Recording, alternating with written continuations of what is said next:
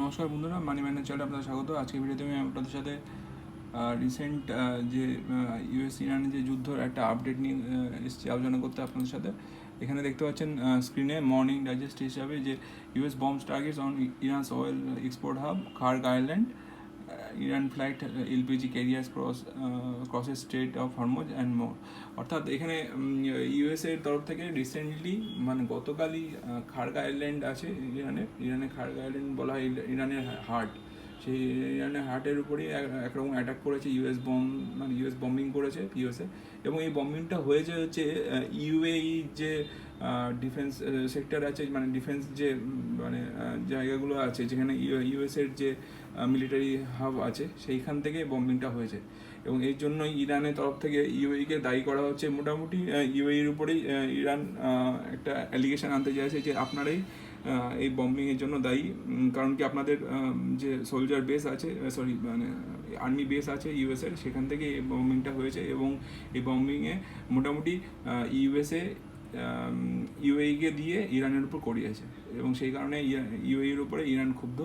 এবং এই যে মানে অ্যাটাকটা হয়েছে সেটা হচ্ছে ইরানের খার্গ আইল্যান্ডের উপর হয়েছে। এবং খার্গ আইল্যান্ডে আপনাদের জন্য বলে রাখি যে খার্গ আইল্যান্ড হচ্ছে এই আইল্যান্ড যেখানে ইরানের সব ম্যাক্সিমাম যে ক্রুডের প্রোডাকশন হয় এই আইল্যান্ড থেকে। মোটামুটি 20 মিলিয়ন ব্যারেল মানে পার ডে হিসাবে খার্গ আইল্যান্ড থেকে প্রোডাকশান হয় ক্রুড অয়েলের ইরানের। এবং সেই প্রোডাকশান হাবে যদি হিট করা হয় তাহলে ক্রুড অয়েলের প্রাইস এর জন্য ধাক্কা খেতে পারে। এবং ধাক্কা খাওয়ার অর্থই হচ্ছে ক্রুড অয়েল প্রাইস আবারও হাইক দিতে পারে।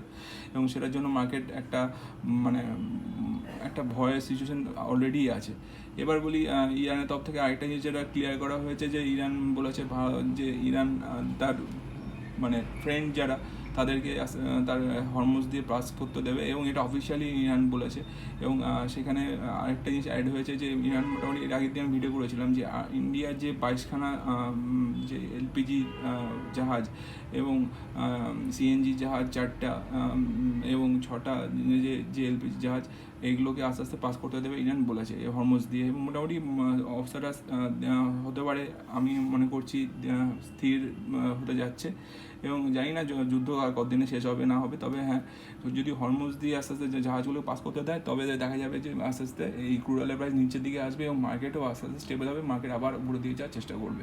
সুতরাং এই নিউজটা আপনাদের জন্য বিগ আপডেট একটা, সেই জন্য আপনাদের শেয়ার করলাম। কেমন হলো সেটা আমি কমেন্ট করে জানাবেন। যদি ভালো লাগে আমার চ্যানেলের ভিডিওগুলো, আমার চ্যানেলটা সাবস্ক্রাইব শেয়ার লাইক করে আমার পাশে থাকবেন এবং আমার চ্যানেলটা গ্রো করতে হেল্প করবেন। ধন্যবাদ।